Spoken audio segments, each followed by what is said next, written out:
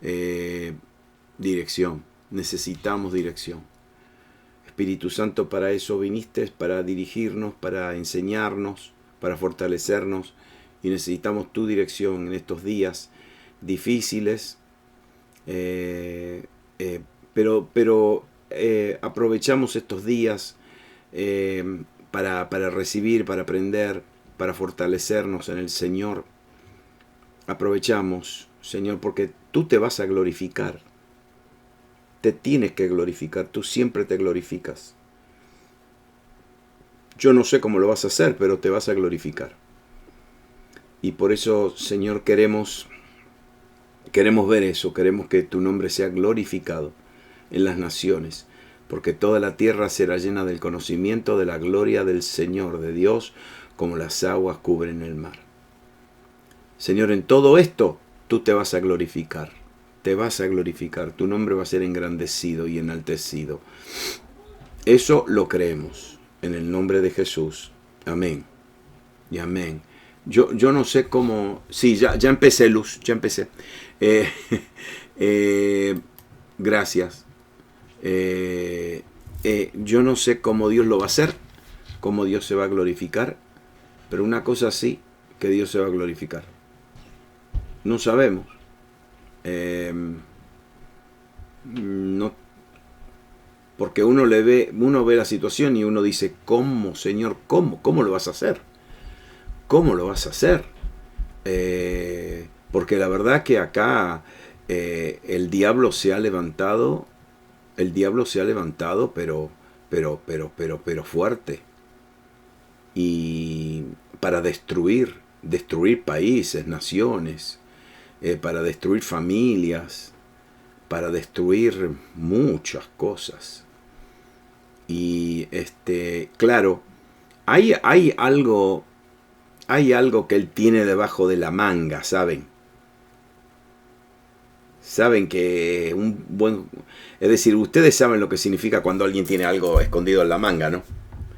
Él tiene algo escondido en la manga, porque cuando ahora que todo el mundo está distraído con esto del virus y con protección, hay cositas que hay leyes y hay regulaciones y hay estrategias que se están manifestando, que uno está diciendo, bueno, está bien, pero estamos preocupados por sobrevivir esto. Y mientras tanto pasan leyes de aborto, pasan leyes en contra de la familia, pasan leyes en contra de la educación, como apropiada. Mientras tanto están escondiendo un montón, y cosas y aspectos de la economía que todavía ni sabemos. De las economías, porque aquí está todo el mundo envuelto. Y ya se está hablando de guerra, se está hablando de un ataque a Irán. Irán es un país muy peligroso y están hablando antes de que salga el presidente Trump, de hacer un ataque con países árabes unidos en contra de Irán. Y ahí van a tener que usar armas nucleares. Así que todo esto va a suceder mientras el mundo está preocupado por el virus. De todos modos, Dios se va a glorificar. Dios se va a glorificar. Él siempre se glorifica. Él siempre se glorifica. Muy bien. La lección número 12 de la vida cristiana. Ayer hablamos de la iglesia, ¿no? De la eclesía. Y la iglesia es el ambiente, el ámbito, el hábitat que Jesús trajo a la tierra para que nosotros sobrevivamos. Nosotros no somos de esta tierra, somos una nueva creación, ya no tenemos simplemente vida biológica. El que tiene vida biológica tiene un par de pulmones y tiene una nariz y tiene una boca y tiene un corazón y ahí sobrevive, respirando oxígeno. El oxígeno oxigena el cerebro, oxigena el corazón y ahí la bomba funciona. Pero nosotros no somos simplemente seres humanos así. Nosotros tenemos una nueva creación dentro nuestro. Tenemos un nuevo hombre, una nueva mujer. Y ese nuevo hombre y esa nueva mujer no sobrevive con oxígeno. Ese nuevo hombre, esa nueva mujer no sobrevive comiendo pan. No solo de pan vivir el hombre, ¿se acuerdan? Entonces, ese hombre nuevo, esa mujer nueva, esa nueva creación, solamente sobrevive respirando el cielo, porque somos celestiales. Él sopló su vida en nosotros. Y entonces, de la misma manera que un pez o un delfín o una ave necesita un hábitat formado para sobrevivir. Es decir, nosotros no podemos sobrevivir en Marte. Nosotros ni podemos sobrevivir casi en el pico del Monte Everest, porque allá arriba no hay oxígeno. Y nosotros no podemos sobrevivir. Entonces, ¿qué hizo el Señor? El Señor en el día de Pentecostés, ¿qué hace? Viene el Espíritu Santo y establece en la tierra un ámbito, un territorio. La palabra no explica bien, pero explica más o menos la idea. Establece un territorio espiritual donde nosotros podemos sobrevivir.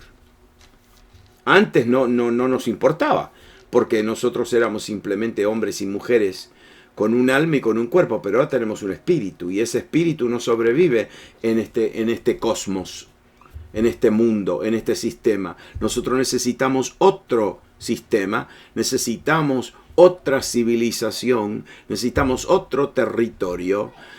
Se llama el reino de Dios, el reino de los cielos, en la tierra, y Jesús vino a establecerlo a través de la obra del Espíritu Santo. Hubo un terremoto, vino un viento recio y los llenó. Y de repente ahora ellos están viviendo en ellos la vida de Jesús. Que no se puede vivir en la tierra, solamente se puede vivir en el cielo. Pero ahora lo estamos viviendo en la tierra.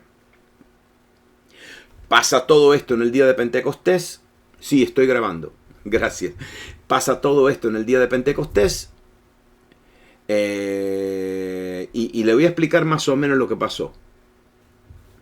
Ellos empiezan a orar a las 9 de la mañana, oraron de las 9 hasta las 3. Pero ¿qué pasó? Lo que pasa es que cuando viene el Espíritu Santo, cuando desciende sobre ellos, es como una explosión. Es un terremoto y un viento recio. Un viento recio, yo no sé si ustedes alguna vez han estado en un huracán o en un viento recio, pero hace mucho ruido. ¿Y qué pasa?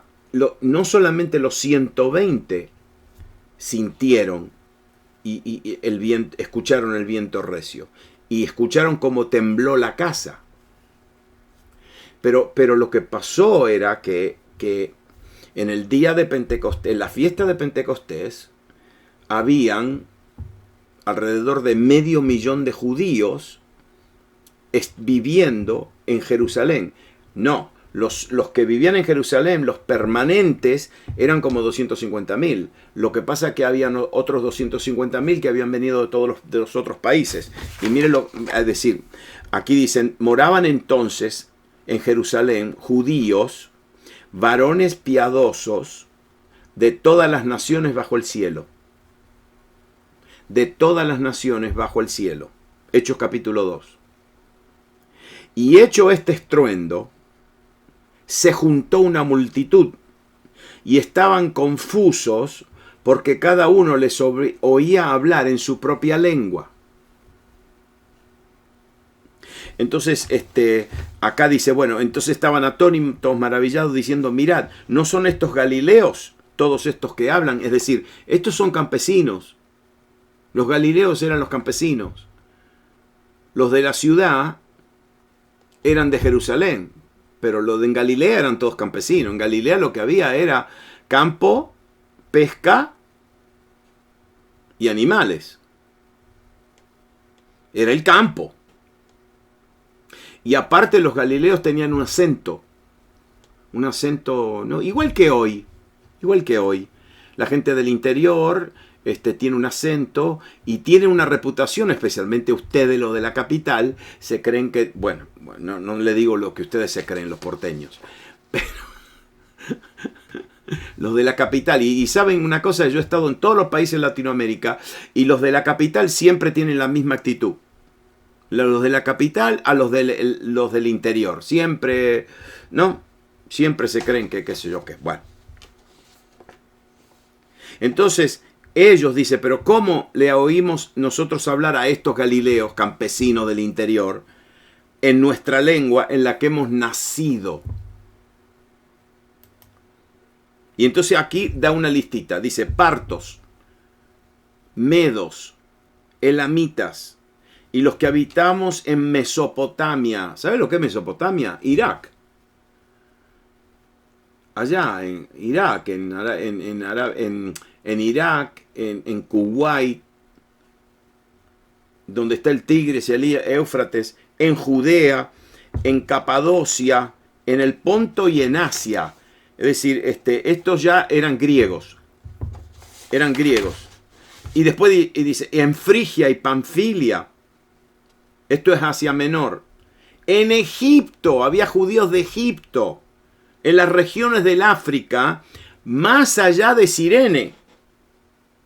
Es decir, Egipto en África, si ustedes ven, está en la parte norte, lindando en el Mediterráneo, pero después Cirene y después en la otra. Es decir, había gente del centro de África. Y romanos, aquí residentes, tanto judíos como prosélitos, cretenses de la isla de Creta y árabes. Árabes, la palabra árabes, el Arabá en aquel tiempo era el desierto, no era un país como Arabia Saudita. No. Los árabes eran toda la gente que venía del desierto. Y dice, los oímos hablar en nuestras lenguas las maravillas de Dios. Entonces, ¿qué pasa? De repente, Pedro predica. ¿Por qué? Y porque cuando esta gente escuchó el estruendo y escuchó el viento recio, ¿cómo me gustaría mostrarle? Yo no puedo encontrar, yo una vez saqué un video de esto, pero no lo puedo encontrar. Ellos iban caminando hacia el templo, porque tenían que estar en el templo en la fiesta de Pentecostés. Tenían que ir a ofrecer sus ofrendas, tenían que ir a escuchar, la gente iba a escuchar el coro de los levitas cantar, un montón de cosas. Pero ¿qué pasa? Cuando iba viniendo toda esa corriente de gente, ese río de gente, estaban pasando por esa calle, camino al templo.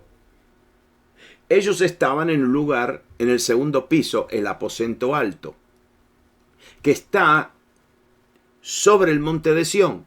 El templo está en el monte de Sión. El templo estaba como a 3 cuadras, más o menos. 3 cuadras. Entonces toda esta gente está pasando por este río de gente, está pasando camino al templo y de repente pasa por enfrente del aposento alto. ¿Y qué ven? Ven que la casa tiembla y escuchan el viento recio. Bueno, imagínense. El ser humano es bien curioso. Ustedes vieron alguna vez en las carreteras, en las autopistas, cuando hay alguien parado, no sé, y todo el mundo se para porque quiere ver. ¿Sí? Imagínense esta gente caminando, viendo una casa temblando y un terremoto y un viento soplando, pero como recio. Todo el mundo se paró. ¿Qué pasó acá? Y cuando estaban mirando así, sale Pedro. Y Pedro predica el mensaje de Hechos capítulo 2. ¿Por qué? Porque ellos preguntaron, ¿qué quiere decir esto? ¿Qué quiere decir? Y entonces Pedro le predica un mensaje magistral que yo no sé de dónde lo sacó. Bueno, yo sé dónde lo sacó. Esa es la prueba que era lleno del Espíritu Santo, porque Pedro era un pescador, y no era muy, no sabía mucho, sabía lo básico. Y de repente saca un pasaje del profeta Joel capítulo 2, y da una explicación profundísima de esto es lo que el profeta profetizó, el profeta Joel, y que los últimos días, Bueno, ¿qué pasa? En ese día, mire lo que dice. Así que los que recibieron su palabra fueron bautizados. Y se añadieron aquel día como 3,000 personas. Espere, quiero decirle algo acerca del Evangelio. Interesante. Le voy a decir algo. Mire.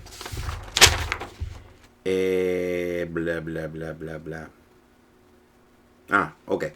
En Hechos capítulo 2, versículo 5, dice, moraban entonces en Jerusalén judíos, varones piadosos. Varones piadosos. ¿Ok? Entonces, como que aquí me dice algo. Me dice que antes del derramamiento del Espíritu Santo, ellos contaban varones. Contaban hombres, nada más. ¿Se acuerdan de la multiplicación de panes y peces? 5,000, ¿qué? Varones, sin contar mujeres y niños.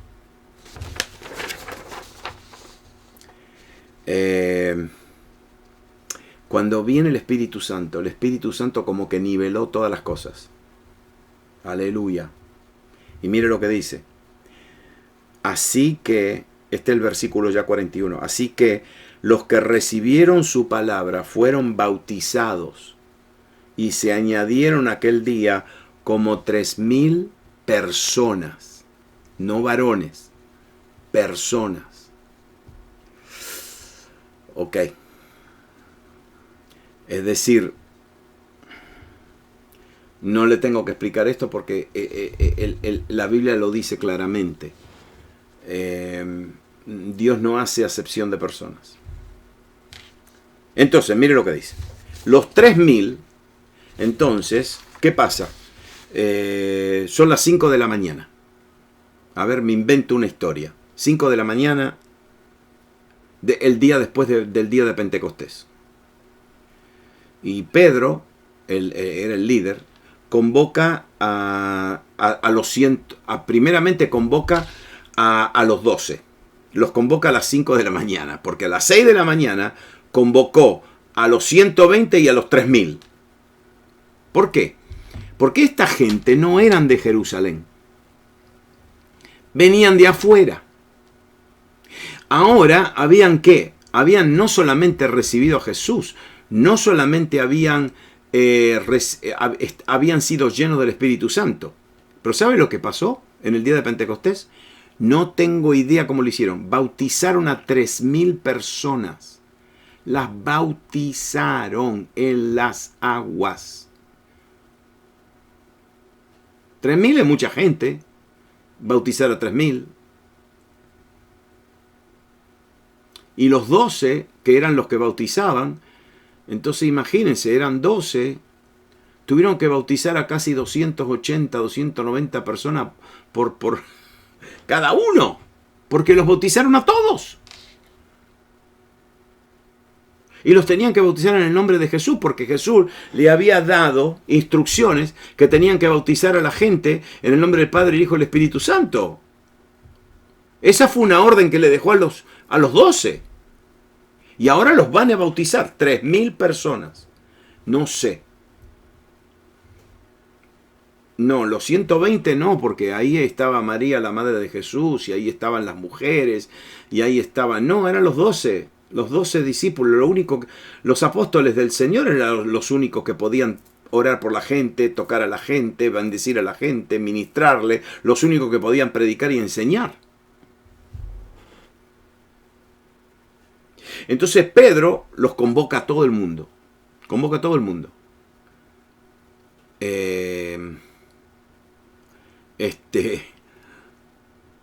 Y el asunto es, ¿y ahora qué hacemos con toda esta gente? Es decir, ellos eran galileos. Ellos vivían en la Galilea. La Galilea, ellos vivían como a 3 horas en autobús. En micro son como 2 horas y media, 3 horas. A pie, un par de semanas o más. Entonces ellos no vivían en Jerusalén. Ellos eran de la Galilea. Pero ahora tienen hasta 3.000 convertidos. ¿Y ahora qué hacen? ¿Qué hacen?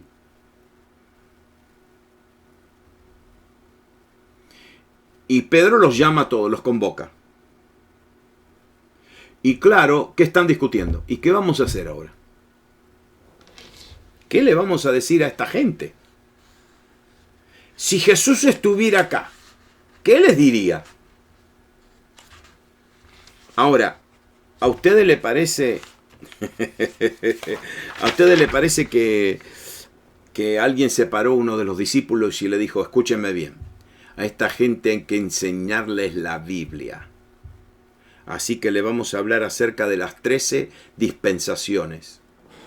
Comenzando de la dispensación de Adán, y la de Noé, y la de Abraham, y la de esto hasta ahora, la dispensación. Claro, alguien le hubiera dicho, ¿dispensa qué?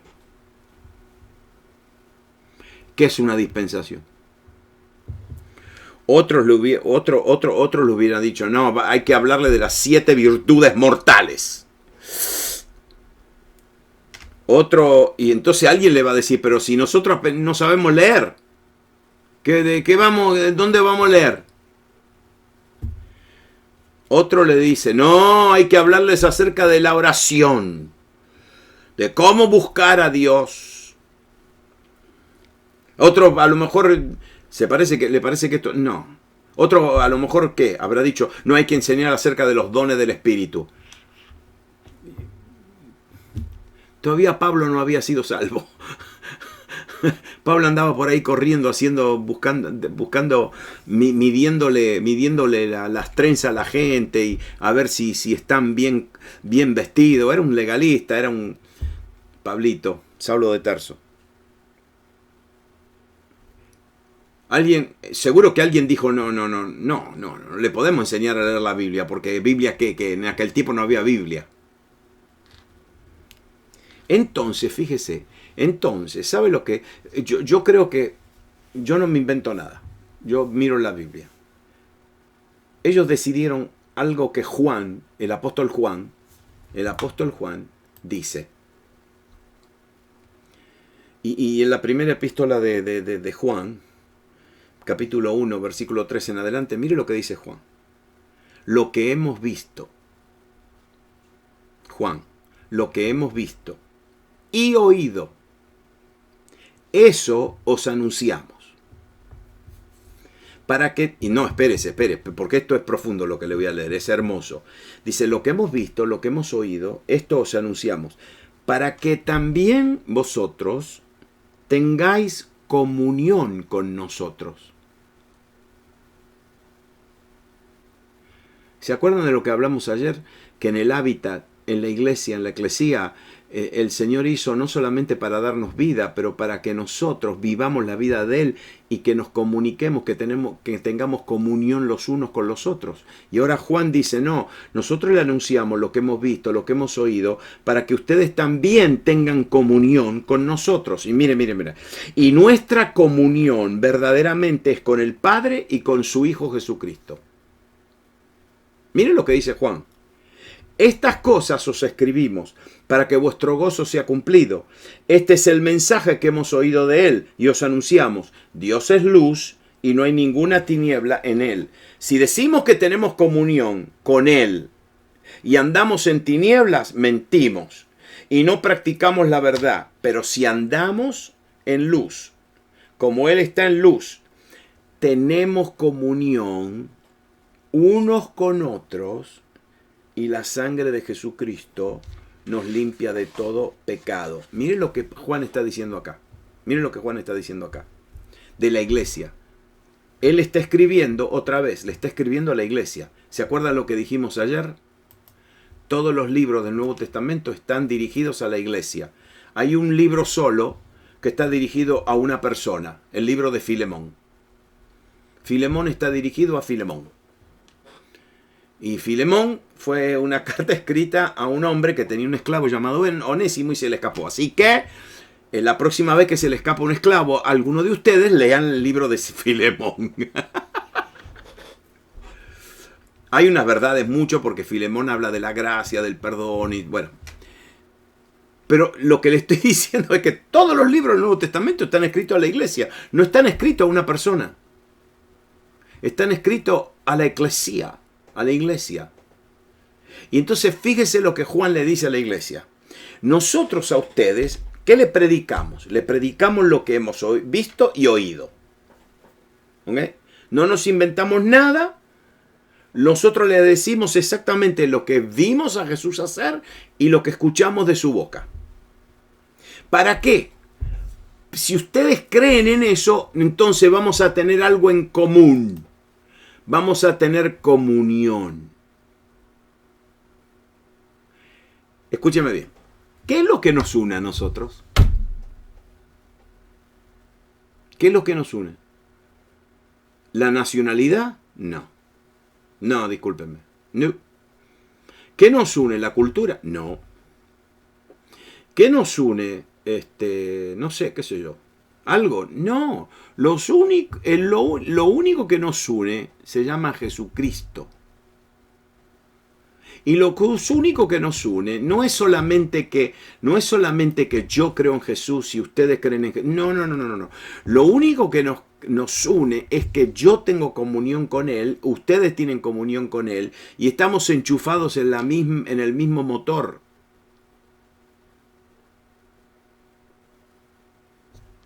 Entonces Juan está diciendo lo que hemos visto y oído, que si ustedes creen lo que yo les estoy diciendo, ustedes van a tener comunión con nosotros. Y después dice, y nuestra comunión verdaderamente es con el Padre y con su Hijo Jesucristo. Claro, cuando tenemos comunión con el Padre y con el Señor Jesucristo, tenemos comunión los unos con los otros.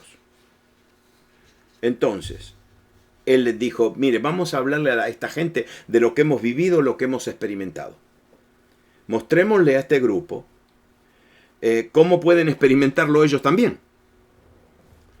Cómo pueden caminar con Jesús, cómo pueden tener comunión con Jesús, cómo tener comunión entre nosotros. Vamos a mostrarle. Eso es lo único que sabemos.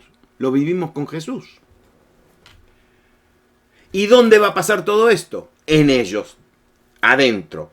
Porque todo esto sucede acá adentro.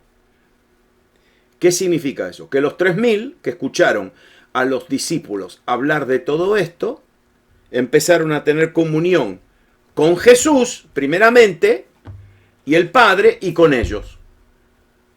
Porque el que tiene comunión con Jesús, el que anda en luz y no en tinieblas, tiene comunión. Tenemos comunión los unos con los otros.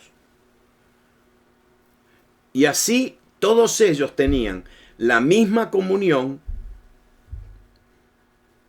que tuvo Jesús con el Padre, que el Padre tuvo con Jesús antes de la fundación del mundo, en los 33 años y medio que estuvo en la tierra. Ahora los discípulos habían tenido esa comunión y ahora los 3.000 estaban teniendo la misma comunión, todo en ellos. Sí, la mentalidad evangélica, la mentalidad nuestra evangélica es muy individualista. Está siempre centrada en el yo. Todavía no entendemos bien la centralidad y la supremacía de Jesús y de la iglesia. No lo entendemos bien. Porque nosotros escuchamos un mensaje, no, para ser cristiano hay que esforzarse más, y desde el anoche hablamos del tercer y cuarto siglo, la mayoría de las enseñanzas han sido cómo tenemos que sentarnos en las sillas, cómo tenemos que en los bancos de la iglesia aprender a ser buenos cristianos. Nos dan unas listas, unas exhortaciones, unas demandas de cómo ser un mejor cristiano. Nos dicen que oremos.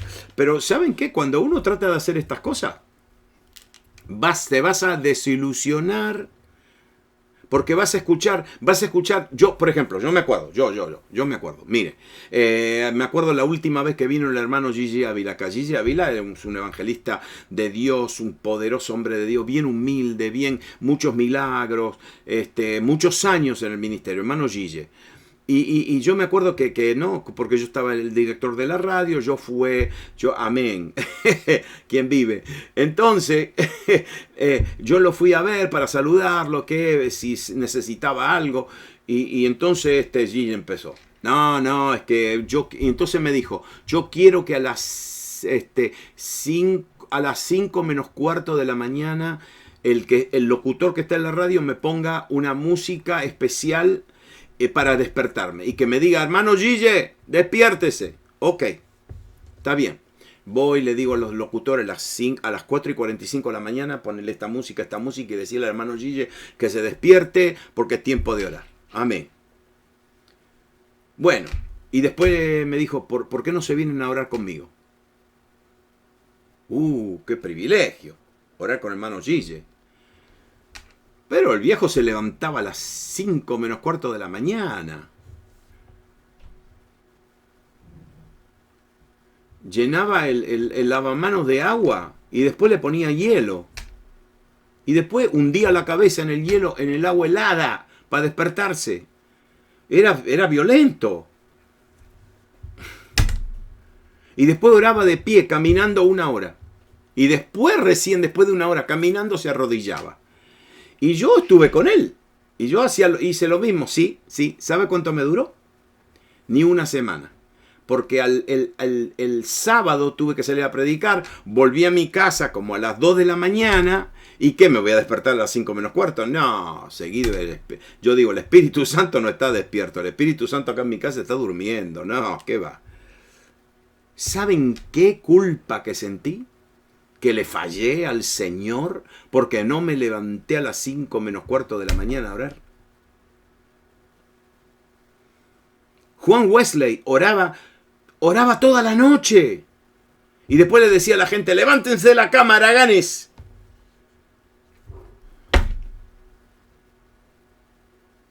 Y si empezamos así, es como el pastor John Guicho allá en Corea. También, ¿viste? El viejo se levanta a las 6 de la mañana. A las 6 de la mañana está en el púlpito de su iglesia. En el púlpito, va a orar en pijamas. 1 hora. Y los coreanitos llenan, 20.000 personas entran en el templo. Y se llena todas las mañanas. Violento. Y después le dan un boleto amarillo. Y si van a orar durante la semana, le dan un boleto amarillo. Y entonces con ese boleto pueden entrar en uno de los cultos del domingo.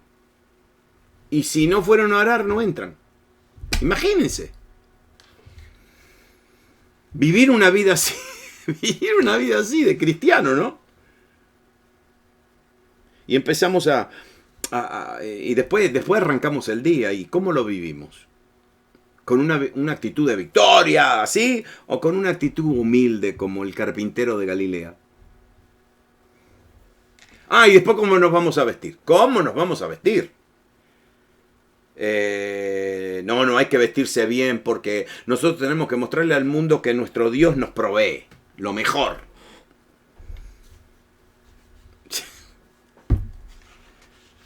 Entonces después tenemos reglas y ustedes saben todo lo que se enseña, ¿no? Que hay que ir a la iglesia, que hay que testificar todo el día, que hay que diezmar, que hay que leer un libro por semana, que hay que hacer trabajo evangelístico, trabajo misionero, escuela dominical, ir a un instituto bíblico, al seminario, leer muchos libros. Y todos los libros que vas a leer, todos los libros cristianos, te van a decir que porque sos salvo podés vivir esta vida cristiana. Y todas estas enseñanzas, ¿sabes lo que producen? Producen culpa, culpabilidad. Escúcheme bien ahora. Esta es la revelación más grande que vas a recibir en tu vida. ¿Estás listo? Hay solamente un cristiano que puede vivir la vida cristiana. Hay uno solo.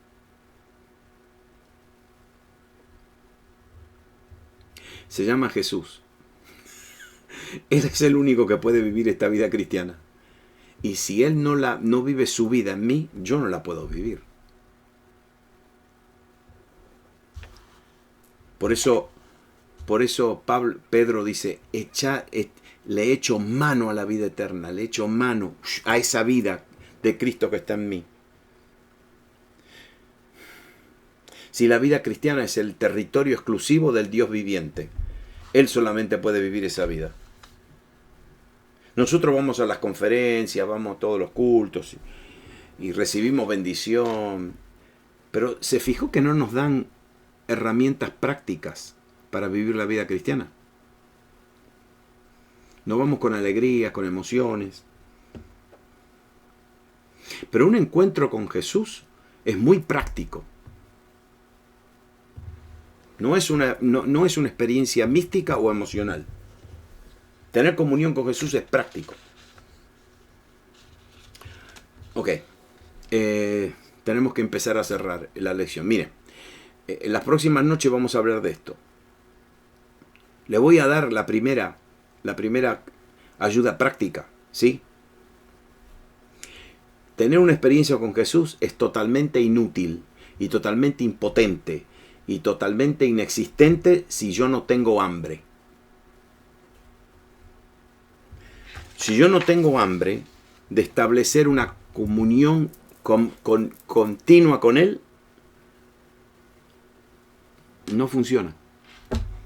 Tengo que tener ese hambre. Y si no tengo hambre, lo tengo que pedir. Espíritu Santo, dame hambre. Dame hambre. Dicho sea de paso. ¿Sabes lo que te da hambre? Perdón, ¿sabes lo que te da sed? A ver. Sal. La sal te da sed. La sal te da sed. ¿Sí o no? Comete media pizza, bien saladita, y vas a tener sed.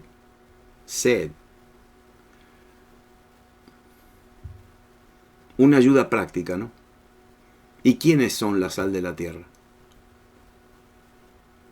Cuando yo me junto con otros creyentes que tienen hambre de buscar a Dios, yo desarrollo hambre.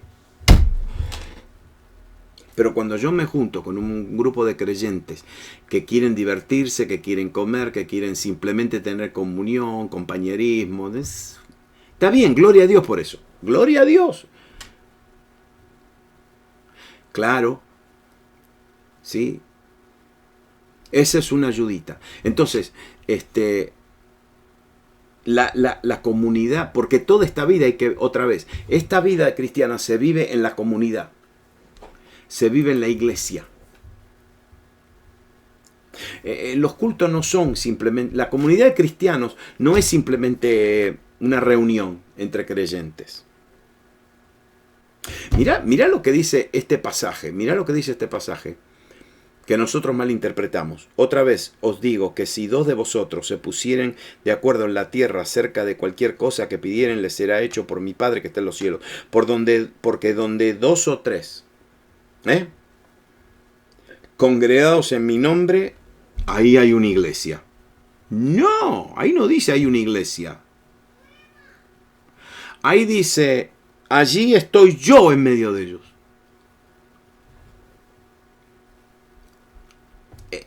Esa es la eclesía. Porque la iglesia no es una cosa. Escúcheme bien ahora. Yo no sé cómo explicar esto, pero la iglesia no es una cosa. La iglesia es una ella.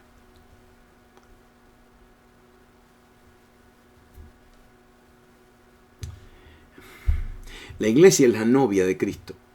Es ella, no es una cosa. No es algo, es alguien.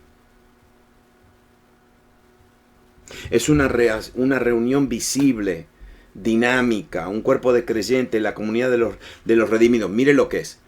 Una colonia del cielo. Una nación donde se vive. Es un mundo dentro de este mundo por el cual Jesús murió. En esta comunidad nosotros vivimos. Y en esta comunidad aprendemos a conocerlo a Él. En el primer siglo, los creyentes eran salvos dentro de la esfera de la comunión de los santos. Acá adentro. Toda mi vida cristiana debe ser vivida dentro de esta civilización. Una colonia sagrada. Y donde Jesús es el centro. Así vivían toda su vida juntos, en una manera muy personal, íntima, diaria. Si Cristo y la Eclesía eran inseparables, eran lo mismo. Porque la vida de Jesús se vivía acá, ahí adentro. Hoy la iglesia significa ir a un edificio, sentarse en un banco, cantar, oír al predicador, saludar a los hermanos y ya. Después te vas a tu casa, te sacas la ropa linda del domingo y se terminó la iglesia. Pero caminar con Jesús no es un camino solo, solitario. Nuestra búsqueda de Dios debe ser corporativa. Porque en una búsqueda corporativa entra una persona débil, solitaria, ignorante, no sabe mucho, y de repente se hace fuerte. ¿Por qué? Porque estamos juntos.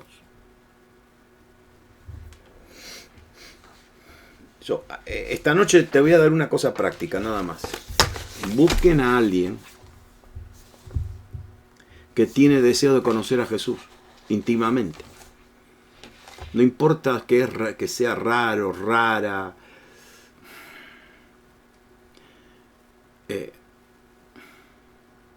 Busquen a personas que deseen conocer a Jesús de corazón.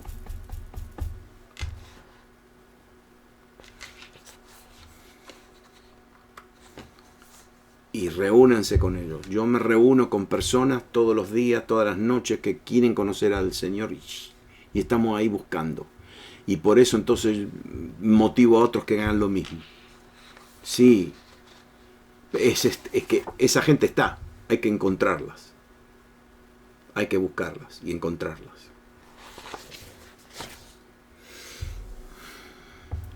Esa es la iglesia. ¿Cómo nos hemos alejado? No, espere. ¿Vio cómo nos hemos alejado? Nos hemos alejado mucho. Claro que nos va a ayudar. El Espíritu Santo nos ayudará. Porque esto va a ser restaurado. Miren. Antes de que Cristo venga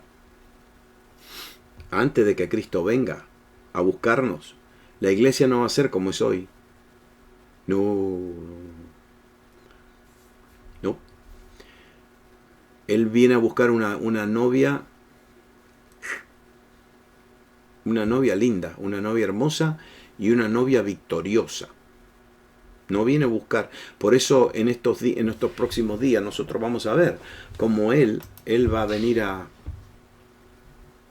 guiarnos. A guiarnos.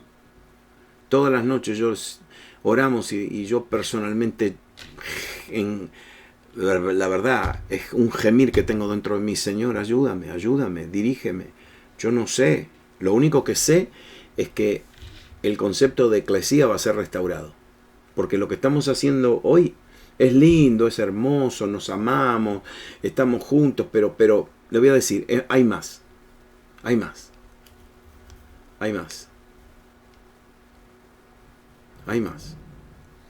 Y a algunos de ustedes les veo la cara y ustedes ya tienen hambre de esto. Ya. Ya, mira, me están mostrando las garras si quieren. De verdad, no, pero es que hay que hacer así. Eso es hambre. Eso es hambre. No solamente hambre de conocer la palabra y no solamente hambre de conocer las verdades de Dios, pero de conocerlo a Él, a Él, a Él. ¿Y sabe cómo lo conocemos? No lo conocemos encerrado en una pieza, no lo conocemos encerrado subiendo un monte, lo conocemos en la vida de comunidad. Para eso el Señor vino a establecer a la iglesia. Y usted va a decir, sí, pero usted, hermano David, usted no sabe en qué iglesia estoy yo y no, y un grupo de... No. Busquen a una persona, 2 personas, 3 personas, lo que sea. Y ahí, donde 2 o 3 están reunidos en su nombre, ¿saben qué? Ahí está el Señor, viviendo su vida en medio de los 2 o 3. Aleluya. Espíritu Santo, gracias por lo que estamos aprendiendo. Gracias. Gracias. Señor Jesús, a ti toda la honra y toda la gloria. Tú eres el que pagaste el precio. De tu costado salió agua y sangre. Del costado de Adán salió la mujer. De tu costado salió la iglesia. Y por eso, Señor, en este día nos arrepentimos por no haberle dado a la iglesia el valor, o a lo mejor el valor equivocado, el significado equivocado. Espíritu Santo, enséñanos el valor de la iglesia en el nombre de Jesús. En el nombre de Jesús. Amén. Y amén. Muy bien. ¿Cuántos los que se van a quedar a orar? Déjenme ver. Muy bien. Déjenme parar esto.